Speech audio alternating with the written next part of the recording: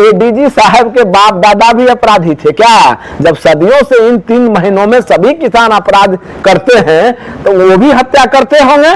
इनका जवाब चुका, उन्हीं के बयान में परस्पर विरोधाभास है और माफी मांगने से काम नहीं चलेगा। गृह मंत्री के तौर पर मुख्यमंत्री जो बिहार के हैं उनको निकल करके तमाम बिहार के किसानों को सम्मानित तरीका से पटना के गांधी मैदान में बुला करके उनसे सार्वजनिक रूप से माफी मांगते हुए उनको एडीजी के पद से बर्खास्त पदच्युत करते हुए किसानों से माफी मांगेंगे, तब मुझे लगता है कि रोष किसानों का खत्म होगा, वरना मौन सहमति उनकी मानी जाए। मौर्यध्वज एक्सप्रेस आप देख रहे हैं और अभी हमारे साथ जो शख्स मौजूद हैं ये प्रदेश अध्यक्ष हैं किसान प्रकोष्ठ राजद के गोपाल कृष्ण चंदन जी, और चंदन यादव जी के नाम से इनको ज्यादातर लोग जानते हैं। बहुत बहुत स्वागत चंदन जी हमारे चैनल पे आपका। बहुत बहुत धन्यवाद आपको, आपके सभी दर्शकों को। 18 अगस्त 2025 को इनका रैली है बापू सभागार में, जो किसान न्याय सम्मेलन का आयोजन कर रहे हैं और किसान न्याय सम्मेलन बापू सभागार में आयोजित होना है। इसको लेकर के किसान न्याय यात्रा पे भी निकले हुए हैं और तमाम जिलों के किसान को जगाने का प्रयास कर रहे हैं। और अभी तक इनका हमको लग रहा है कि इसमें संगठन जिला 2 जिसमें बगहा और एक मधुबन है, इसके साथ साथ बेतिया, मोतिहारी, शिवहर, इन तमाम जिलों में आप दौरा कर चुके हैं, बाकी जिले में भी आप लगातार दौरा करेंगे। सबसे पहला सवाल हमारा आपसे, नेता का बेटा नेता बनना चाहता है, किसान का बेटा किसान नहीं बनना चाहता है और आप इस न्याय यात्रा को लेकर के चले हैं, कितना असर डाल पाएंगे कि किसान का बेटा भी किसान बन पाए? आपने बहुत महत्वपूर्ण सवाल किया है, जिन सवालों को सुनने की मेरी आतुरता रही है जब से मेरा राजनीतिक जीवन का शुरुआत हुआ है। आप इसी सवाल को लेकर के मेरा नीतीश कुमार से, जो 20 वर्षों से सरकार में बने हुए हैं, लगातार सरकारें इधर बना उधर बना लेकिन मुख्यमंत्री किधर भी नहीं बदल पाए, वो मुख्यमंत्री लगातार बने रहे। आप पंजाब के किसानों को इस सवाल को आप पूछेंगे, पंजाब के किसी भी किसान भाई बंधु से आप इन सवालों को करेंगे तो उनका सारा पुत्र, उनका बेटा, किसान का जो बेटा है वो किसान बनना चाहिए। लेकिन यहाँ बिहार में क्या परिस्थिति पैदा इन लोगों ने 20 वर्षों में, विगत 20 वर्षों में किया है, चाहे वो केंद्र की सरकार हो या राज्य की सरकार हो, कि यहाँ नेता का बेटा नेता बनना चाह रहा हो, IAS IPS डॉक्टर का बेटा सब वही उसी दिशा में जाना चाहता हो, लेकिन किसान का बेटा किसान नहीं बनना चाहता हो। उसका सबसे बड़ा कारण है कि जो 14 में व्यक्ति आए हुए थे, जो अभी देश का प्रधानमंत्री है, वो जब अभिनय में मुख्यमंत्री हुआ करते थे, मैं बहुत आंकड़ों के साथ, आप मीडिया के साथी आपको भी मालूमात होगा इन बातों का बाकायदा, कि वो लगातार मनमोहन सिंह जब प्रधानमंत्री थे, आदरणीय राष्ट्रीय अध्यक्ष हमारे लालू प्रसाद जी के आशीर्वाद से वो प्रधानमंत्री थे, हम लोगों के समर्थन से, तो उनको चिट्ठी लिखते थे कि किसानों को MSP C2+50, A2FL नहीं, C2+50 के फॉर्मूले से कानूनी दर्जा दिया जाए, नहीं तो किसान भारत के जो हैं वो अन्नदाता मजदूर होते जा रहे हैं। अभिनय में जब थे, उसके बाद 14 में इन्होंने किसानों से वादा किया कि C2+50 के फॉर्मूले से MSP को हम कानूनी दर्जा देंगे, और 2022 तक इन्होंने ही कहा था कि पूरे भारत के किसानों की आय को दोगुनी करेंगे। लेकिन मेरा मानना नहीं है, सच्चाई भी है, आप लोग भी जानते हैं, किसानों की आय को दोगुनी तो नहीं कर पाए, लेकिन लागत को 8-9 गुनी जरूर इन्होंने करने का काम किया है। मैं पूछना चाहता हूं भाजपा वाले, RSS वाले लोगों से कि प्रधानमंत्री वही नरेंद्र मोदी जो पहले मुख्यमंत्री थे, वो वाले नरेंद्र मोदी हैं या दूसरे वाले हैं? क्योंकि बयान तो एक है, तो उस वक्त क्यों अभिनय में बोलते थे और अब वास्तविक चेहरा उजागर अब हुआ है कि ये किसान विरोधी हैं।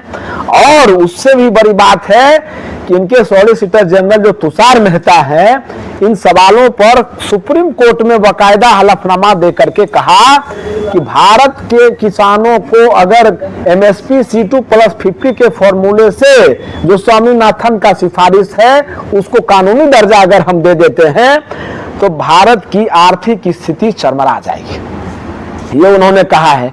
तब मुख्यमंत्री रहते हुए ज्ञान था बड़ा या अब ज्ञान छोटा हुआ है, या उम्र बढ़ी ज्ञान घटा, क्या हुआ ये तो भारतीय जनता पार्टी के तमाम लोगों को बताना चाहिए। एक दूसरा, मैं माननीय सर्वोच्च न्यायालय के मुख्य न्यायाधीश से भी मांग करता हूं आपके चैनल के माध्यम से कि देश को गुमराह करने वाला जो बयान इसके सॉलिसिटर जनरल के द्वारा तुषार मेहता, यानी हम उसको प्रधानमंत्री का समझते हैं, इनके द्वारा हलफनामा जो दायर किया गया कि देश की आर्थिक स्थिति चरमरा। मैं एक उदाहरण के तौर पर कहना चाहता हूं कि गेहूं की जो फसल का कीमत है अभी वर्तमान में, मान लीजिए कि 2500 रुपया बाजार का कीमत है और आप एमएसपी को कानूनी दर्जा आप दे देंगे C2+50 यानी संपूर्ण लागत का 1.5 गुना, तो वो कीमत 3000 हो जाएगा। तो आप 2500 में खरीदे, 3000 रुपया वो मार्केट का रेट 2500 है, आप 3000 तो 500 रुपया घाटा लगा।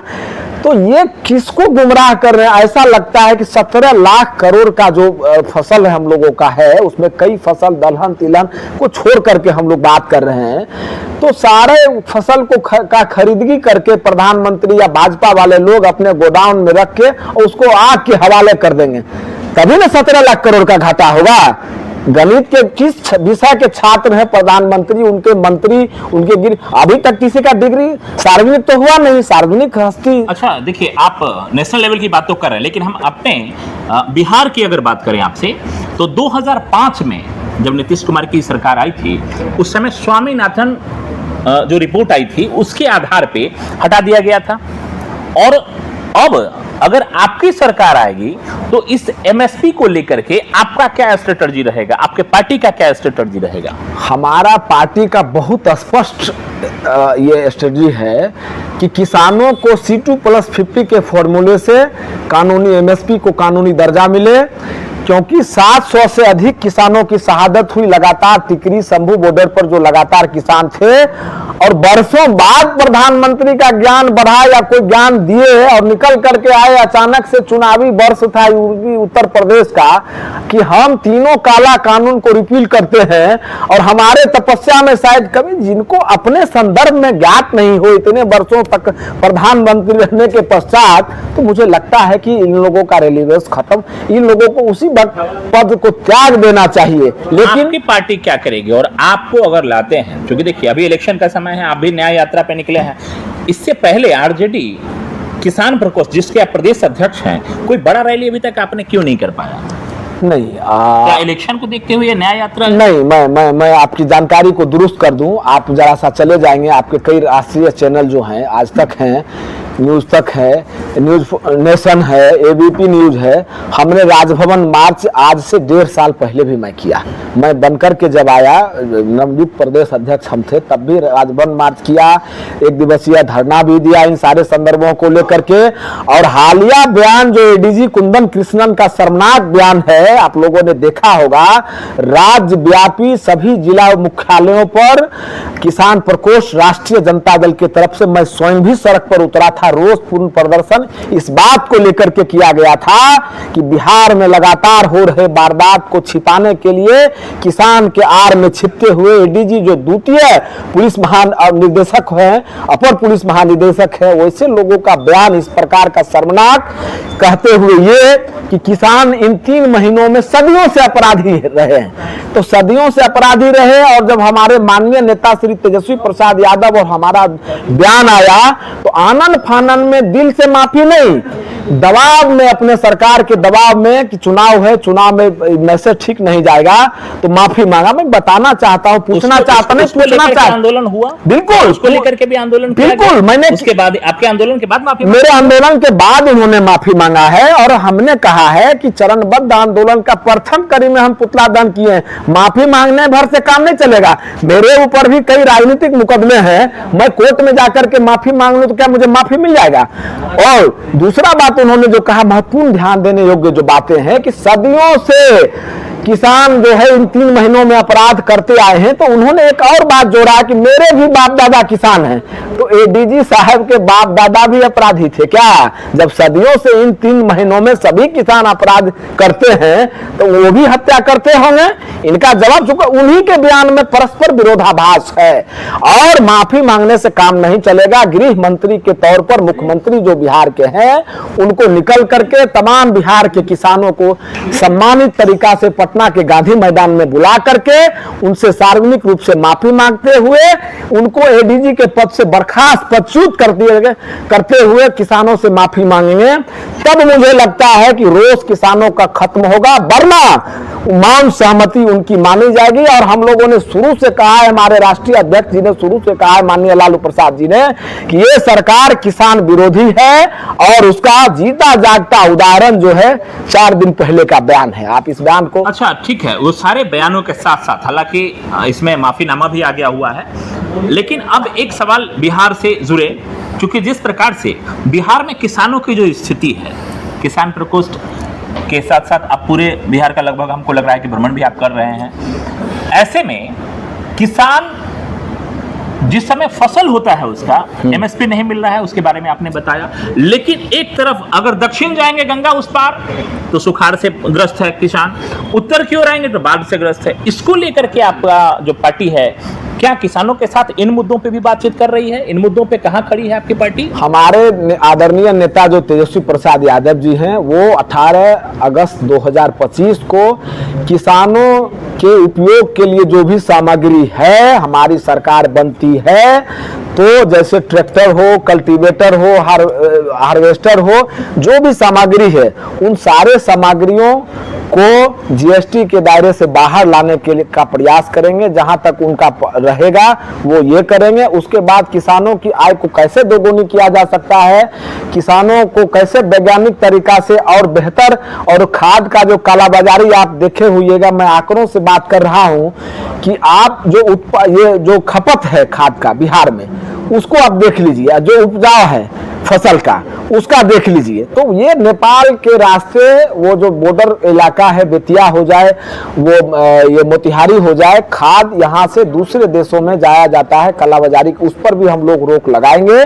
उसके बाद डीजल में बेतहाशा वृद्धि चुके और उसको हम लोग चाहेंगे कि जीएसटी के दायरे में लाया जाए, डीजल के कीमतों में कमी करने का हम लोग प्रयास करेंगे, और C2+50 के फॉर्मूले से एमएसपी को कानूनी दर्जा देने के लिए हमारे भविष्य के मुख्यमंत्री, जो अगले मुख्यमंत्री हैं, हालांकि अभी मैं तेजस्वी प्रसाद यादव जनता के द्वारा निर्वाचित मुख्यमंत्री हैं, आप लोग जानते हैं कि किस प्रकार से भाजपा केंद्र की सरकार और राज्य की सरकारों ने साजिश करके कई एमएलए का मैं नाम गिनवा देना चाहता हूं कि हमारे कितने एमएलए को हरवाया गया। तो जनता के द्वारा जो हमारे भारत भविष्य श्री तेजस्वी प्रसाद यादव जी हैं, वो भी निर्वाचित मुख्यमंत्री हैं, लेकिन वर्ष 2025 का जो आने वाला चुनाव है, इस चुनाव में जनता इतना जबरदस्त जनादेश देगी कि चोरी करते करते चोरी करने वाले चोरी करने से इनकार कर जाएंगे, और माननीय तेजस्वी प्रसाद यादव जी जब मुख्यमंत्री बनेंगे तो किसानों का जो भला करेंगे, उन सारे मुद्दों पर बिंदुवार बापू सभागार के कार्यक्रम में वो घोषणा करेंगे किसानों के लिए। तो सारा रोड मैप तैयार है, और इसका रोड मैप इसमें एक सवाल हम जोड़ना चाहेंगे। जिस प्रकार से अभी माई बहन मान योजना, इसमें क्या किसान का नाम नहीं हो सकता था? क्या किसान को आपने इन मुद्दों से अलग रखा? क्या इसको लेकर के चर्चाएं अगर विपक्ष उठाता है आपके ऊपर, उस पे आप क्या उसमें एक जोड़ने का सलाह आप लोग उस समय नहीं, या किसान प्रकोष्ठ से उस समय चर्चा नहीं हुई थी जिस समय बन रहा था? नहीं, वो तो बापू सभागार के कार्यक्रम में सब कुछ साफ हो जाएगा, तस्वीर साफ हो जाएगा। किसान जैसे युवाओं के लिए अलग इन्होंने कहा कि युवा आयोग का गठन मैं करूंगा, आप दिव्यांगों के लिए इन्होंने अलग से कहा कि गठन करूंगा, तो उसी प्रकार तो लगातार हम लोग सभी प्रकोष्ठ, सभी विंग जो है हम लोगों के राष्ट्रीय जनता दल बिहार प्रदेश के, सबका अलग अलग होगा। तो उस तस्वीर जो सवाल है, इन सारे सवालों का बिंदुवार जवाब 18 अगस्त 2025 को हमारे माननीय आदरणीय भारत भविष्य मुख्यमंत्री निर्वाचित जनता के द्वारा तेजस्वी प्रसाद यादव जी सारे सवालों का आपको जवाब दे देंगे कि किसानों के हित में वो क्या करने जा रहे हैं। ये आपके लिए तरफ से कह देना कि मां बहन योजना में मां बहन के लिए वो अलग से किए हैं, सारे प्रकोष्ठों का अलग अलग से कर रहे हैं, जो भी लोग हैं उनके लिए, युवाओं के लिए अलग से कर रहे हैं, छात्रों के लिए मुफ्त शिक्षा, चिकित्सा। इसी के तहत जो है 18 अगस्त को वहां से भी अनाउंसमेंट आप कह रहे हैं कि कुछ ना कुछ वहां से मिलेगा किसान को, और अनाउंसमेंट हालांकि कुछ नहीं, कुछ बड़ी घोषणा अब वहां से घोषणा तो होगी, लेकिन देखना यह होगा कि इस 2025 का जो विधानसभा चुनाव है, यहाँ की जनता यहाँ का बिहार का मुखिया किसको चुनता है। और ऐसे में बहुत बहुत धन्यवाद गोपाल कृष्ण चंदन जी और उस चंदन यादव जी हमारे चैनल से बातचीत करने के लिए। और उम्मीद करते हैं कि जो हमारे दर्शक हैं किसानों से जुड़े, चूंकि अब किसान प्रकोष्ठ से हमने ज्यादातर सवाल और जमीनी सवाल हमने आपसे किया है, और उम्मीद करते आपको हैं। मैं एक बात और कह दूं, किसान प्रकोष्ठ किसी पार्टी का दिखता है क्या? आप भारतीय जनता पार्टी से पूछ लीजिए कि किसान प्रकोष्ठ उसका कहां था। एडीजी का जब बयान आया, इतना घृणित बयान आया, तो भारतीय जनता पार्टी का किसान प्रकोष्ठ कहां था, जेडीयू वाले का किसान प्रकोष्ठ कहां था, और तमाम जो छोटी छोटी या बड़ी पार्टी है, मैं नाम नहीं लूंगा, लेकिन पार्टी पार्टी ही है, लेकिन राष्ट्रीय जनता दल ही तो किसान के लिए सड़क पर आया है पूरे बिहार। ये छिपी हुई कोई बात है? हम लोग आपके चैनल के माध्यम से या किसी और के, इतना प्रधानमंत्री हम थोड़े नरेंद्र मोदी हैं जी हैं कि लगातार जिस राज्य में जाएंगे चुनावी राज्य में अलग वक्तव्य हो जाएगा उनका। आप देख लीजिए हाल ही में संपन्न हुए चुनाव और तेलंगाना, मध्य प्रदेश, छत्तीसगढ़ में उन्होंने कहा कि हमारी सरकार बनती है तो किसानों के धान की खरीदी 3100 रुपये कुंटल हम करेंगे। सरकार बनी, कैसे बनी सब जानते हैं, सबको ज्ञात है, लेकिन हम लोग का शुभकामना है किसानों की धान की खरीदी 3175 रुपये कुंटल हो रहा है। अब बिहार के में धानों की खरीदी 1700 से 2000 रुपया हो रहा है। क्या बिहार देश का हिस्सा है कि नहीं है? क्या बिहार के मतदाताओं का मत चाहिए प्रधानमंत्री और भाजपा वाले आरएसएस वाले को भी नहीं चाहिए? क्या प्रधानमंत्री का वक्तव्य बिहार पर लागू होता है कि नहीं? या क्या प्रधानमंत्री देश के नहीं है, सिर्फ चुनावी राज्य के? मैं जितनी इनके झूठ वादों को गिनाऊं, झूठे वादों को, वक्त कम पड़ जाएगा, आपका भी वक्त कम पड़ जाएगा, लेकिन मेरा बयान अब जहां से जिन सब आप छात्र पर सवाल पूछ ले, जहां इस सरकार की विफलताओं को आपने किसानों को लेकर के जो अपना मंतव्य रखा है, और हमारे दर्शक हैं और बहुत काफी हमारे समझदार दर्शक हैं, और बहुत सारे किसान हमारे चैनल से जुड़े हुए हैं, जो हम चाहेंगे कि हमारे दर्शक भी इसमें अपने स्तर से अगर कोई सवाल हमसे छूटा है तो आप बताइए, ताकि हम अगली बार इनको रखें। सवाल तो बहुत सारा छूटा है। सवाल आप एक सवाल आप अंतिम सुन लीजिए हमसे। एक मिनट सर, एक मिनट। इसमें सवाल जो हमसे छूट रहा है वो हम अगले कड़ी में लेंगे। सवाल बीज से भी रिलेटेड है कि किसानों को समय पे बीज नहीं मिलता है। खाद से रिलेटेड है कि खाद किसान को काला बाजारी के माध्यम से तो आसानी से उपलब्ध हो जाता है, लेकिन जब वो सरकारी काउंटर पर जाता है तो वहां बिल्कुल कहता है कि खाद उपलब्ध नहीं है। धड़ल्ले से काला बाजारी हो रहा है। हालांकि इसके बारे में आपने 2 लाइन रखा भी है। बिल्कुल, लेकिन बहुत बहुत धन्यवाद गोपाल कृष्ण चंदन जी उर्फ चंदन यादव जी हमारे चैनल से बातचीत करने के लिए। 18 अगस्त 2025 को जिन जिन जिलों में मैंने गया हूं और हमारा भ्रमण पूरी तरह से सफल रहा है, मुझे लगता है आज तक के इतिहास में सबसे बड़ी किसान रैली राष्ट्रीय जनता दल का 18 अगस्त 2025 को। जनता और किसान भाइयों पर मेरा भरोसा है, उन्होंने मुझे भरोसा दिलाया है, इसलिए मुझे भरोसा है कि बहुत ऐतिहासिक, अभूतपूर्व, अनन्य रैली, जिन शब्दों का मैं इस्तेमाल कर लूं कम है, वो होने जा रहा है। माननीय तेजस्वी जी के नेतृत्व में अपील, भारी से भारी संख्या में बिहार के तमाम किसान वहां पहुंचे और डिफरेंट जिलों का अलग अलग मुद्दा है। उत्तर का अलग मुद्दा है, दक्षिण के तरफ का अलग मुद्दा है, पूरब के तरफ का अलग मुद्दा है, पश्चिम के तरफ का अलग मुद्दा है। मैंने सारे मुद्दों को देखा, भाला, नजदीक से समझा, जाना, और उन मुद्दों को मैं लेकर के चल रहा हूं। मैं इन सारे मुद्दों को लेकर किसान भाइयों से अपील है कि अधिकाधिक संख्या में आप पहुंचे और किसान संगठन जिस तरह प्रधानमंत्री को झुकाया इस तनाशाह को, उसी तरह से बिहार सरकार को 2025 में अपने हितों की रक्षा करने के लिए, अपने आप को किसान से मजदूर ना बनने के लिए, सरकार को उखाड़ फेंकने के लिए आप आए और माननीय तेजस्वी प्रसाद जी के वक्तव्यों को सुने और लाभ उठाएं। जी बहुत बहुत धन्यवाद चंदन जी आपका हमारे चैनल से बातचीत करने के लिए, और तमाम दर्शकों को भी हमारे चैनल के माध्यम से जो दर्शक देख रहे हैं उनको भी बहुत बहुत धन्यवाद। बहुत शुक्रिया।